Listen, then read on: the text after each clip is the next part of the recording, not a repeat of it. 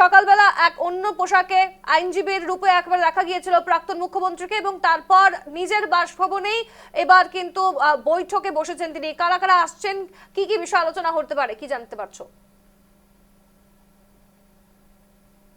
একেবারে তাই, দেখো বিকেল 4টের সময় কিন্তু এই বৈঠক ডাকা হয়েছিল কালীঘাটে তৃণমূলের যে মমতা বন্দ্যোপাধ্যায় বাসভবন রয়েছে সেখানে এই বৈঠক ডাকা হয়েছিল। এবং যেটা খবর পাওয়া যাচ্ছে যে একাধিক সাংসদ যারা রয়েছেন রাজ্যসভা এবং লোকসভার তাদেরকে কিন্তু আজকে উপস্থিত থাকতে বলা হয়েছে।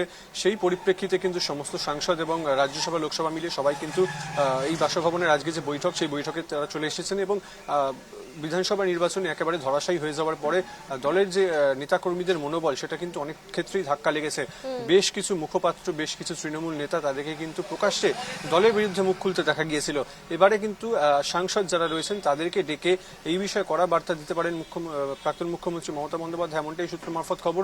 এবং সেই সঙ্গে একটা আশঙ্কার মেঘ কিন্তু তৃণমূলের আকাশে ঘনাচ্ছে, যেমনটা তৃণমূলের সূত্র মারফত খবর পাওয়া যাচ্ছে যে সাংসদ যারা রয়েছেন সেই সাংসদদের কি মানে একেবারে যেটা ঘোড়া কেনাবেচা বলা হয় রাজনীতির ভাষা শব্দ প্রয়োগ করে, সেই ঘোড়া কেনাবেচার জন্য অনেক সাংসদকে বিজেপি অফার করতে পারে তাদের দলে জয়েন করার জন্য।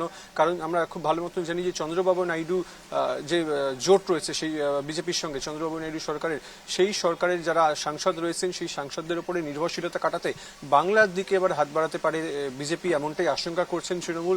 সেই পরিপ্রেক্ষিতেই কিন্তু আজকে বৈঠকে সেটা নিয়ে আলোচনা হতে পারে এবং দলীয় যারা সাংসদ রয়েছেন তাদেরকে পেপটক দেওয়ার জন্যই কিন্তু আজকের এই বৈঠক, এমনটাই সূত্র মারফত খবর পাওয়া যাচ্ছে।